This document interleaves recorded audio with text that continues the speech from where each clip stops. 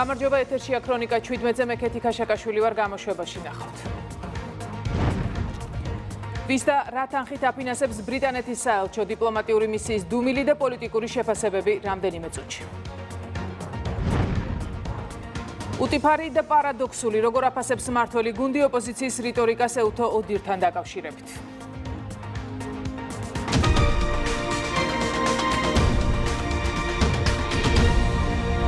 გენერალურ პროკურატურაში ჩორჩანის ეპიზოდზე გამოკითხვები გრძელდება. საგამოძიებო უწყებაში იმყოფებოდნენ წაღვლის ადმინისტრაციული ერთეულის გამგებელი ვაჟა ლომიძე და მერიის თანამშრომელი მანანა შეყელაშვილი. ნინო არღულიანი გვერდდება პირდაპირ ეთერში და გვეტყვის რა განცხადებები გააკეთეს მათ გამოკითხვიდან გამოსვლის შემდეგ. ჩორჩანაში ტერიტორიების ოკუპაციაზე პასუხისმგებელი ის პოლიტიკოსია, რომელმაც სოფელში საგუშაგოს ჩადგმის გადაწყვეტილება მიიღო. სწორედ ეს უთხრეს დღეს სოფელ წაღვლის გამგებელმა და ადგილობრივმა საგამოძიებო უწყების წარმომადგენლებს. დღეს სწორედ ვაჟა ლომიძე და ასევე მანანა შეყელაშვილი გამოკითხა გამოძიებამ. პროკურატურიდან გამოსვლის შემდეგ კი მათ კიდევ ერთხელ თქვეს, რომ გიორგი გახარიას გადაწყვეტილების წინ კომუნიკაცია არც ადგილობრივი ხელისუფლების წარმომადგენლებთან ქონია. ამ გადაწყვეტილებას კი შედეგად მოყვა ის, რომ უკვე 6 წელია სოფელ ჩორჩანაში ტყეს ოკუპანტები იკავებენ. საგუშაგოს დადგმამ რა სიკეთე მოხდა სოფლის მოსახლეობას, წაღვლის და საზღვრისპირა სოფლების მოსახლეობას და როგორია შედეგები ამ საგუშაგოების დადგმის. ძალიან ცუდი შედეგები მოუტანა. ეს იყო ძალიან არასწორად გადადგმული ნაბიჯი. დავკარგეთ იმაზე მეტი, ვიდრე არაფერი არ მოგვიგია ხალხს საერთოდ არაფერი ამ საგუშაგოების შესახებ. დავკარგეთ ტერიტორიები, მოსახლეობა ვეღარ შედის ტყეში, ვერ სარგებლობს ტყით და ტყის მასალით. ყველაფერს სარგებლობთ აბსოლუტურად. იმ ადგილით, სადაც დღეს ჩვენი პოსტი დგას და იმ ტერიტორიითაც, სადაც რუსებმა ჩადგეს საგუშაგო. ორივე ჩვენი ტერიტორია იყო. უბრალოდ დავკარგეთ ეს ტერიტორია, რაც დავკარგეთ. არ იყო ვალდებულება დიდი ამ საგუშაგოს გახსნასთან დაკავშირებით და მოსახლეობამ რომ ტყის დიდი ნაწილი დაკარგა, რითაც სარგებლობდა შეშით და სხვა ბუნებრივი მასალით. არა არ იყო მანამდე ისეთი რისკი რამე, რომ ეს საგუშაგო გახსნილიყო. საბოტაჟი საქართველოს წინააღმდეგ და მტრულ საქმიანობაში დახმარება. სწორედ ამ საქმის ფარგლებში იძიებს გიორგი გახარიას ქმედებას გენერალური პროკურატურა. პირდაპირ ეთერში ნინო არღულიანი საუბრობდა. დროებითი საგამოძიებო კომისიის სხდომაზე 2019 წლის 20 ივნის თბილისში განვითარებული მოვლენები განიხილეს. მოусმინეს გიორგი ჭოლაძეს, რომელიც იმ დროს პრემიერის აპარატის უფროსი იყო. ჭოლაძემ დეტალურად გაიხსენა რა ხდებოდა აქციის პარალელურად პარლამენტის შენობაში, სადაც მისივე თქმით გერმანიის ელჩიც იმყოფებოდა. ჭოლაძემ გაიხსენა მაშინდელი პრემიერის მამუკა ბახტაძის განცხადებაც, რომელიც გიორგი გახარიასთან იყო შეთანხმებული, რომ აქციაზე სპეციალური საშუალებები და ძალისმიერი მეთოდები არ იქნებოდა გამოყენებული. ჭოლაძე იხსენებს, რომ ამ განცხადებიდან მალევე რამდენიმე წუთში სროლა იყო დაწყებული. ის ყვება, რომ ამას მძიმე საუბარი მოხდა. პარლამენტის შენობაში გადმოვედით საღამოს 11 წუთებს. სადაც იყო გახარია, ჩემ და გასაკვირად იქ იყო გერმანიის ფედერაციული რესპუბლიკის ელჩი. გახარიას ვკითხე, რომ თუ რასაკეთებდა ეს ადამიანი აქ, ვენის კონვენცია თუ ვინმე საკითხული აქ, იქ წერია, რომ მიმღების სახელმწიფო ვალდებულია, რომ დაიცვას დიპლომატი. მან მიმპასუხა ძალიან ისე ცოტა ცინიკურად. შეერნობდა რუსთაველზეო და ჩემებმა ამოიყვანესო. ეს ადამიანი იქ იყო აბსოლუტურად ჩამოშლილი და აბსოლუტურად არაკომპეტენტური. და სოზარი გადიოდა მახსოვს და უყურებოდა იქ რა ხდებოდა ტელევიზორში. ერთი მომენტიც მახსოვს შემოვიდა და უთხრა, რომ უკვე სროლა რო დაიწყო მერე რა ხდებაო და ძალიან ისე აგდებით გვიპასუხა. ძველი კადრებიაო, ოპო არხები ვატრიალებენ ძველ კადრებს. პრემიერი უნდა გამოსულიყო და უნდა მიემართა განცხადებით. ბახტაძის ძალიან ისეთი დაჟინებული მოთხოვნა იყო, რომ არანაირი ის არ უნდა გამოყენებულიყო სპეცსაშუალება. მესიჯის ფორმირება მოხდა გახარიას მიერ, რომელიც უთხრა პრემიერ-მინისტრს, მამუკა, ჩვენ არ ვაპირებთ არანაირი სპეცსაშუალების გამოყენებას. ამ შენობაში რა უნდა და ამ შტაბს და რატო ეძახთ ამ დეპუტატებს, არ ვიცი, როცა აგერ გვერდით შენობაში ინგორო ყო 7 ნომერში, არის აბსოლუტურად უმაღლეს დონეზე აღჭურვილი სიტუაციური ოთახი. შეგიძლია იქიდან მართო იმაზე გაცილებით 10 ჯერ კარგად სიტუაცია, ვიდრე აქედან მე მივაწერდი ამას მის არაკომპეტენტურობას. ელჩი ყავდა კიდე რაღაცა ისევ ჩემი აზრით ვამბობ, ფარად ასაფარებლად რამე რომ მოხდარიყო. მამუკა ბახტაძის განცხადების შემდეგ, რამოდენიმე წუთში, როდესაც სანამ მე მივედი იმ ოთახამდე, სროლა იყო დაწყებული. პასუხი რა ქონდა და ქონდა ის, რომ მე არაფერ შუაში ვარ, სიტუაცია დაიწყო, დაიძაბა ისე, რომ ადგილზე მოხდა ამ გადაწყვეტილების მიღება. ეს იყო სპეციალურად გაკეთებული. მეორე დღეს ჩვენ შევიკრიბებთ მთავრობის ადმინისტრაციის შენობაში. არ იყო მხოლოდ გიორგი გახარია. უпроსტოდ არ იყო კი არ გვიან მოვიდა. მე მოვიკითხე, სად არის ეს კაცი და მომწერეს გარედან, რომ არის დერეფანში. ის იდგა გარეთ საუბრობდა მაია ცკიტიშვილთან ერთად. აქ არ იყო ლაპარაკი იმაზე, რომ გადადექი. ყველა ეუბნებოდა, რომ აიღე პასუხისმგებლობა. მე მინდა, რომ აქ თქვა ზუსტად ის სიტყვები, რაც გახარიამ თქვა იქ. შეცდომა იყო ის, რომ ასეთი იარაღი მათ საერთოდ ჰქონდათ. ასეთი იარაღი ჰქონდა სულ 12 ადამიანს. ეს რომ მეც ჰქონოდა, გაცილებით მძიმე შედეგები გვექნებოდა. უფრო მეც გეტყვით. მე იქ ვიყავი ეკონომიკის მინისტრი. საერთოდ წარმოდგენაც არ მქონდა რა ხდებოდა. მე ერთი მომენტი ვიცი, რომ გახარია გადადგომას აპირებდა. რატომღაც მეორე დღეს თუ მესამე დღეს ეს მთლიანად შეიცვალა, მასზე რაღაცამ იმოქმედა, რომ ის არ გადადგა ამ თანამდებობიდან, ან ვიღაცამ. ბატონი კნირში, რომელიც გამოირჩეოდა იმით, რომ მას ჩემთვის მოუწია დავალებები, რომელიც არ შემისრულებია, იქნებ გაიხსენოთ, რას აკეთებდა ეს დიპლომატი იქ. აგორდებოდა სიტუაციას. უთარგმნიდა ვინმე. არა, გახარიამ გერმანულ ბრწყინვალეთიც ისე საუბრობდა მას გერმანულად. საგამოძიებო კომისიის წევრებმა დავით სინდელიანის სასტიკი მკვლელობის საქმეზეც იმსჯელეს კომისიის წინაშე წარდგა გია ანსიანი, რომელიც 2008 წელს სატყეო დეპარტამენტს ხელმძღვანელობდა. მან დეტალურად გაიხსენა მეტყევე რეინჯერის გატაცება. კომისიის წევრების კითხვებს უპასუხა დავით სინდელიანის დედამ. თამარ არღულიანმა თქვა, რომ მისი შვილი ახალაიას ბრძანებით გაიტაცეს და მოკლეს. ჩემი შვილი დაიბარეს ვითომ თათბირზე.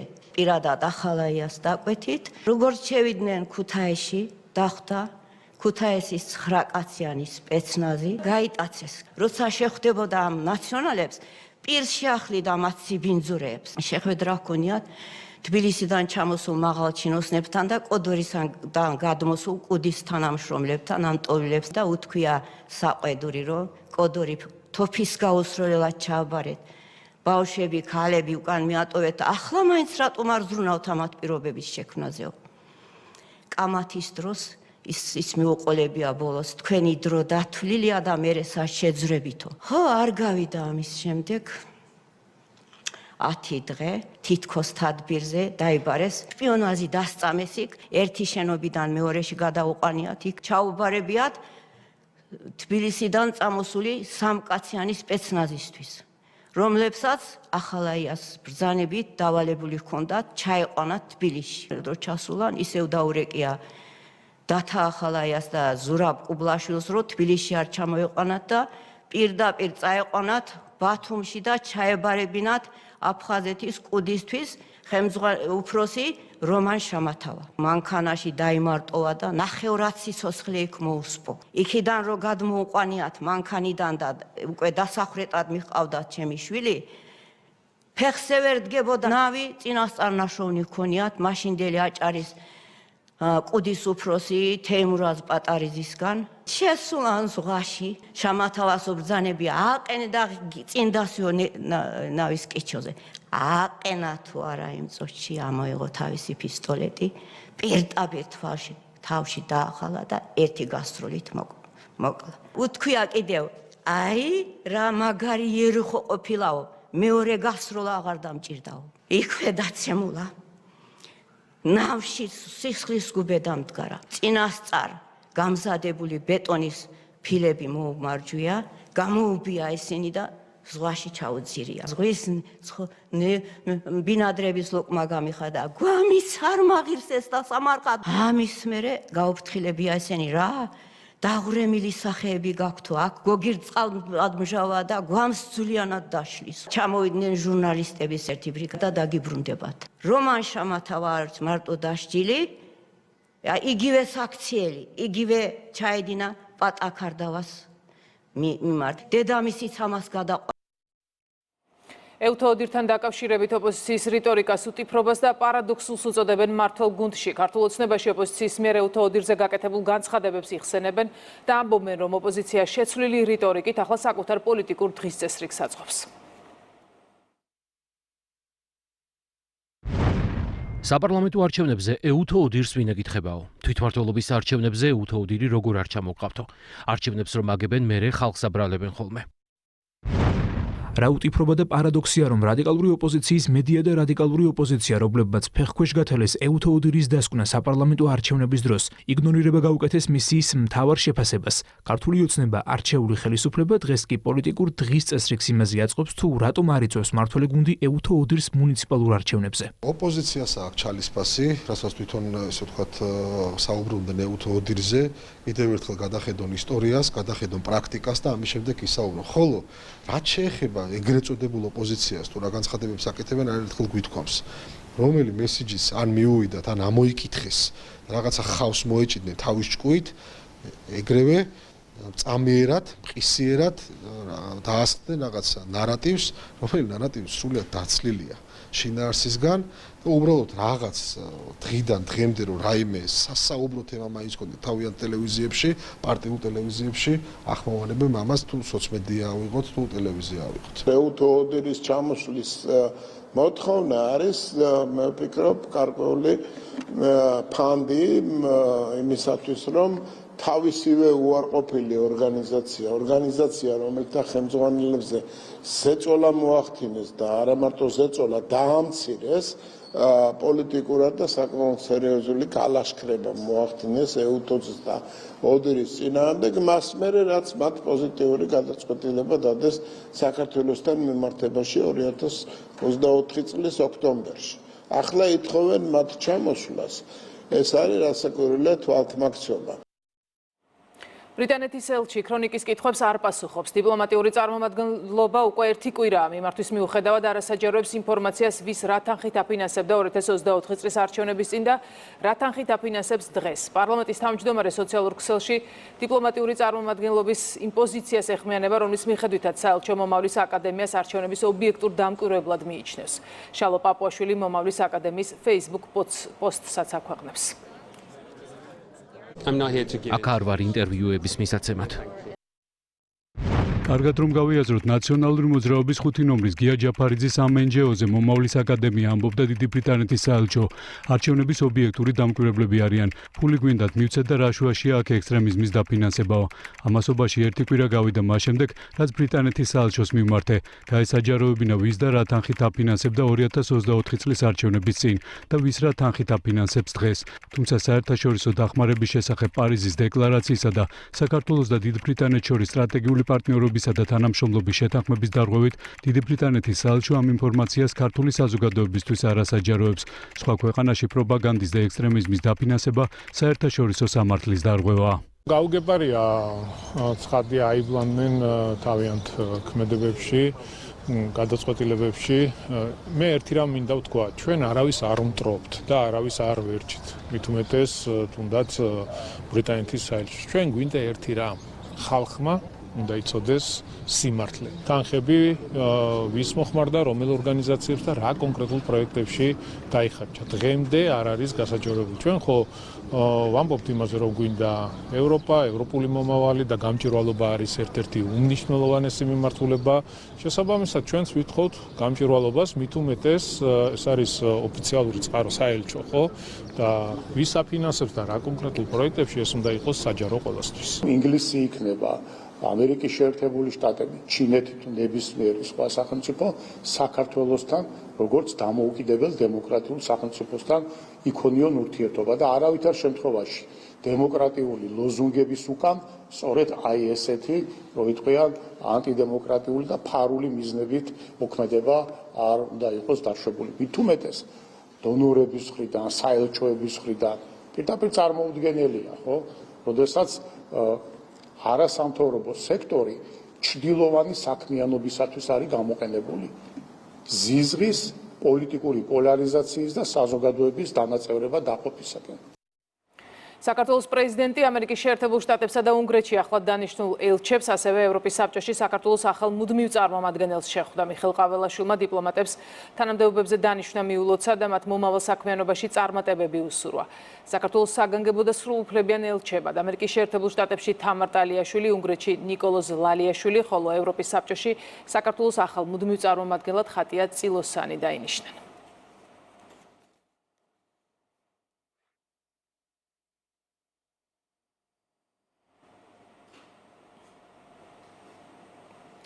ევროპარლამენტარ პეტერ ბისტრონისთვის რეზოლუცია, რომელიც ევროპარლამენტმა მიიღო, გამოხატვის თავისუფლებას არ ემსახურება. მისი თქმით, დოკუმენტი მიმართულია საქართველოს ლეგიტიმური ხელისუფლების წინააღმდეგ.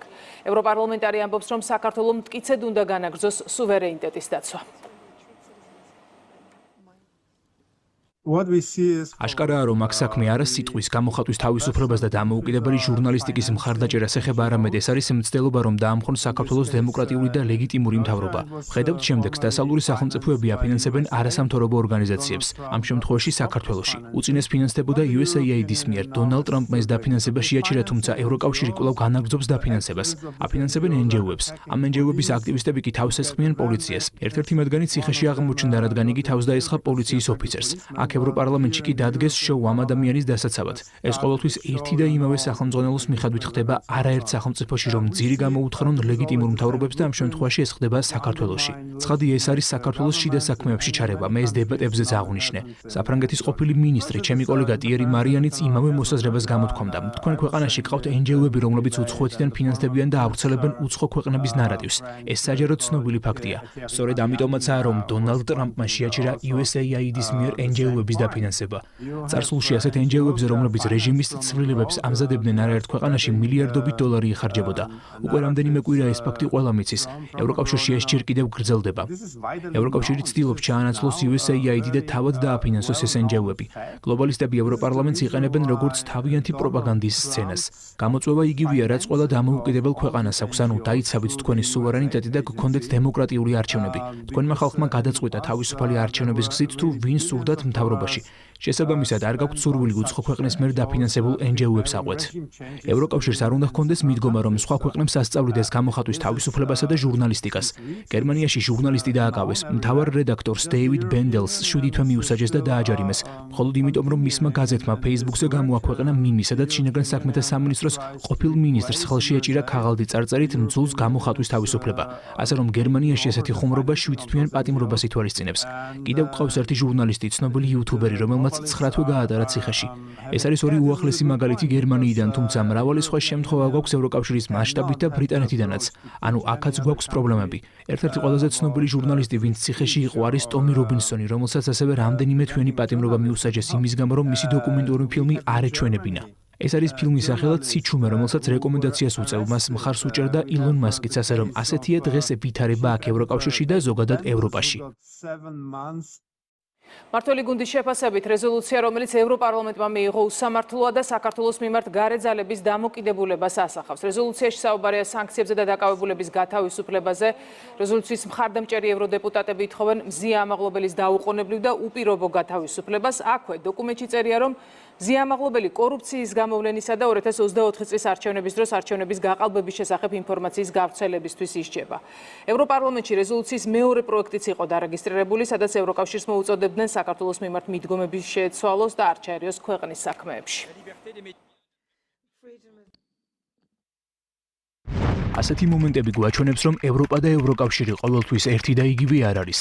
ჩვენი და ევროკავშირის ბევრი ჭეშმარიტი ევროპელი მოქალაქის ამოცანა უნდა იყოს დავაბრუნოთ ევროპა ევროკავშირში. ცხადია, არსებობს ადამიანები, ვინც ჯილდათ ებრძვის ქართულ სახელმწიფოებრიობას, ებრძვის არსებულ ხელისუფლებას, იმიტომ რომ ისინი დამარცხდნენ არჩევნებში და ვერ შეძლეს თავიანთი აგენტურის მოყვანა. თუმცა არიან ისეთი ადამიანები რეალურად, ვინც საუბრობენ სიმართლეზე, საუბრობენ იმაზე, რომ ქვეყანაში არჩევნები ჩატარდა თავისუფალ გარემოში, სადაც ყველა პოლიტიკურ პარტიას ჰქონდა შესაძლებლობა ჩაეტარებინა კამპანია, მიეღო მონაწილეობა, ჩვენ გვაქვს სიტყვის და გამოხატვის თავისუფლება, რა თქმა უნდა, არავის არ აქვს უფლება ხელი აწიოს პოლიციაზე, ვინც არ უნდა იყოს სტატუსი, რა თქმა უნდა, დანაშაულს ვერ აღუდგება როგორც ფარად. ის რეზოლუცია, რაც ევროკავშირმა მიიღო, არ არის დაფუძნებული რაიმე სამართლიან ინფორმაციაზე, რომელსაც ისინი ღებულობენ ერთი წყაროდან, იმ წყაროდან, რომელიც თავის მიერვე არის შექმნილი.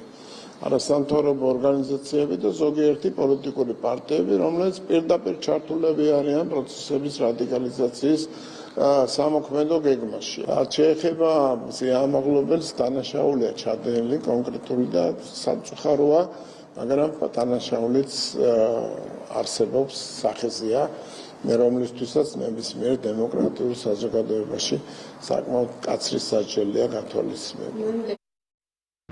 დღეს ევროპარლამენტმა მზიამაღლობელი ოფიციალურად მიხეილ სააკაშვილის რიგებს შეუერთა. ერთი რეზოლუციით მიხეილ სააკაშვილის საჩქაროდ გათავისუფლებას მოითხოვდნენ, ახალი რეზოლუციით კი ამ მოთხოვნას მზიამაღლობელის გათავისუფლებაც დაუმატეს. ცნობისათვის ასეთი სიგიჟეებით არის გაჯერებული ევროპარლამენტის რეზოლუცია. მზიამაღლობელი ისჯება კორუფციის, გამოაშკარავებისა და 2024 წლის არჩევნების დროს არჩევნების გაყალბების შესახებ ინფორმაციის გავრცელებისთვის. ორმაგი სტანდარტის მორიგი გამოვლინება, ასეთია მმართველი გუნდის შეფასება ევროპარლამენტის რეზოლუციაზე, რომელიც სიძულვილის ენის გავრცელებას გმობს, მათ შორის ძირითად მედიასა და სოციალურ მედიაში. ევროსტრუქტურა კიდევ ერთხელ ითხოვს ევროკავშირის დონეზე სიძულვილით მოტივირებული დანაშაულებისა და სიძულვილის ენის კრიმინალიზებას. სიძულვილის ენა სერიოზულ საფრთხეს უქმნის დემოკრატიასა და კანონის უზენაესობას. ყველაზე მეტად რაც ნებს ევროკავშირს, ეს არის ორმაგი სტანდარტი. სამწუხაროდ ევროპული სტრუქტურების სავიზიტო ბარათად იქცა ორმაგი სტანდარტი და სიძულვილის ენასთან დაკავშირებული განცხადებები სწორედ ამას გვაჩვენებს, ვინაიდან ისინი ცდილობენ, რომ საქართველოში წაახალისონ, დაასპონსორონ და გაავრცელონ სიძულვილის ენა, ხოლო საკუთარ ქვეყნებში ამას დემოკრატიის საფრთხედ აღიქვამენ. როდის არიან ისინი კურსფელების სინამდვილეში, ეს არის ლოგიკური კითხვა, რომელიც აქვს ჩვენ საზოგადოებას და პასუხიც ცალსახა არის, რომ ისინი საქართველოს არ უყურებენ როგორც სრულფასოვან ქვეყანას, მათ საქართველოს როგორც ჩანს დაბალი ყოფე ჰგონია და ამიტომაც არის, რომ ეს ადამიანები და მათ მიერ წახალისებული რადიკალური ოპოზიცია ყოველთვის მარცხდებოდა და დამარცხდება ჩვენს ქვეყანაში. შემოვიდა ისეთი ფორმები დაპირისპირების, ლანძღვის და ზიზღის ენის, რომელიც არ ახასიათებს არც საქართველოს კულტურას, არც მის ისტორიას და რასაკვირველია მის მომავალ სერიოზულ საფრთხეს უქმნის. ამ საკითხებზე აქვს დღეს მშელობა ევროკავშირის ამ სტრუქტურას და ფიქრობენ, რომ მათთვისაც ეს საშიშია, მაგრამ რაც მათთვის საშიშია, თურმე აღმოჩნდა ნორმალური მათთვის ნორმალური საქართველოში. ამას ხელს უწყობენ, პოლიტიკურად ახალისებენ და ფინანსურად სერიოზულად ამარაგებენ სწორედ ამ სცენარს, რასაც ზიზღის ენის და ექსტრემიზმის მხარდაჭერა ქვია. გამოცემა Guardian-ში გამოქვეყნდა ევროპული პოლიტიკის ცენტრის უფროსი მკვლევრის ანალიტიკური სტატია, რომელიც ნატოს მომავალ სამიტს ეხება, როგორც პოლ ტეილორი წერს. მკაფიოდ არავინ ახსენებს ნატოს დაპირებას, რომ უკრაინა და საქართველო ერთ დღეს ჩრდილოატლანტიკური ალიანსის წევრები გახდებიან. მართლ გუნდში აცხადებენ, რომ საქართველო ნატოს სტანდარტებთან თავსებადია, ოპოზიცია კი საკითხს საკუთარი პოლიტიკური მიზნებისთვის იყენებს. მართალია ლიდერები გაიხსენებენ თავიანთ წარსულ განცხადებებს, მკაფიოდ არავინ ახსენებს ნატოს დაპირებას, რომ უკრაინა და საქართველო ერთ დღეს წევრები გახდებიან, რასაც ტრამპი ეწინააღმდეგება. ქვეყანა არის უკვე დიქტატურა ფაქტობრივად უკვე კონსოლიდირებული, რა თქმა უნდა, ამ ქვეყანას არანაირი შანსი, არანაირი დასავლური ინტეგრაციის არ აქვს. მიუხედავად იმისა, რომ საქართველო არ არის ნატოს წევრი ქვეყანა, ყოველთვის ჩვენი ჯარისკაცები საერთაშორისო მისიებში წარმოდგენილნი იყვნენ ძალიან დიდი შემადგენლობით და უამრავი მადლობა გვაქვს მიღებული. მიუხედავად ამ ყველაფრისა, რა თქმა უნდა, არის განსხვავებული დამოკიდებულება და რადიკალური დამოკიდებულება იმასთან დაკავშირებით, რომ საქართველო ან თუნდაც უკრაინა გახდეს ნატოს წევრი ქვეყანა. ჩვენ ვიცით რა არის ამისი მიზეზი.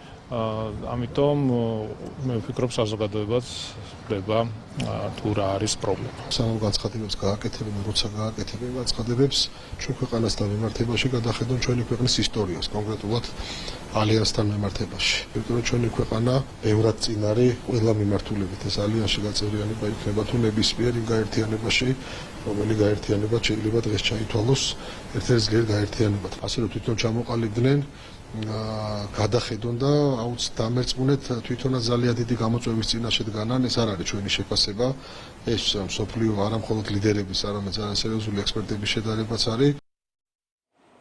ანტიკორუფციული ბიუროს ხელმძღვანელი ადვოკატთა ასოციაციის თავმჯდომარეს შეხვედრაზე განიხილეს ამერიკული ფარს ანალოგი უცხოური აგენტების რეგისტრაციის აქტი, ასევე იმსჯელეს გრანტების შესახებ კანონზე. ჩვენ დეტალურად გავიარეთ ის განჩინება, რომლითაც მოვითხოვეთ გარკვეული ინფორმაცია გარკვეული ორგანიზაციებისგან ეს მოთხოვნები არავითარ შემთხვევაში არ არის შემხებლობაში იმ დაცულ უფლებასთან, რასაც კლიენტისა და ადვოკატის ურთიერთობა საწესრიგებს. დაიწყო მთელი რიგი დეზინფორმაციული კამპანია, რომ თითქოს და ანტიკორუფციული ბიურო ითხოვს ისეთ დაცულ ინფორმაციას, რასაც ადვოკატისა და კლიენტის შორის ურთიერთობის ამსახველი დოკუმენტაციების მოთხოვნით.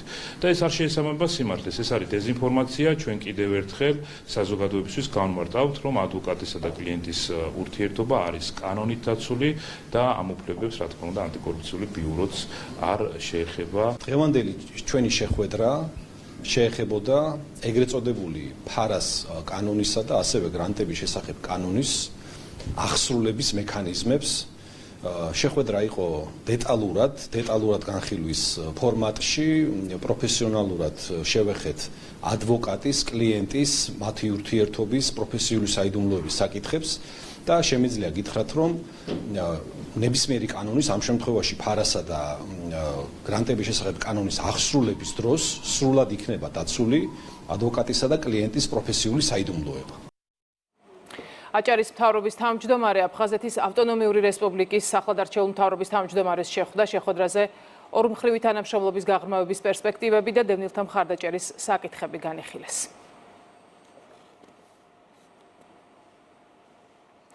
დედაქალაქის ბიუჯეტი 62 მილიონი ლარით გაიზარდა და 2 მილიარდ 271 მილიონ ლარზე მეტია. ფინანსური დოკუმენტი საკრებულომ დაამტკიცა. ცვლილებებში გათვალისწინებულია თბილისის მერიის სტრუქტურული ერთეულების, რაიონული გამგეობების და სხვა საბიუჯეტო ორგანიზაციების დამატებითი მოთხოვნები და გადანაწილების შესახებ წინადადებები.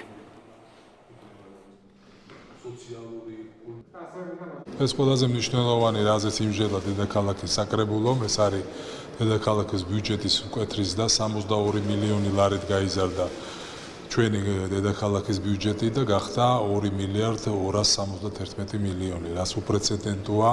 აქედან გამომდინარე უამრავი პროექტები, რომელიც საჭიროებს კიდევ მეტ დაფინანსებას, ასევე დაფინანსება გაეზარდათ გამგეობებს, ასე რომ თითოეულ მოქალაქეს უსურვებს წარმატებას, ვინაიდან ეს ბიუჯეტი სწორედ მოსახლეობის ინტერესებიდან გამომდინარეა დაგეგმილი. ქრონიკა 17 საათზე დასრულებულია. რამდენიმე წუთში იმედის ეთერს განაგრძობს ნატა მახვილაძე. სტუმრებთან ერთად მე ხვალამდე გეფშდებოდით. ნახვამდის.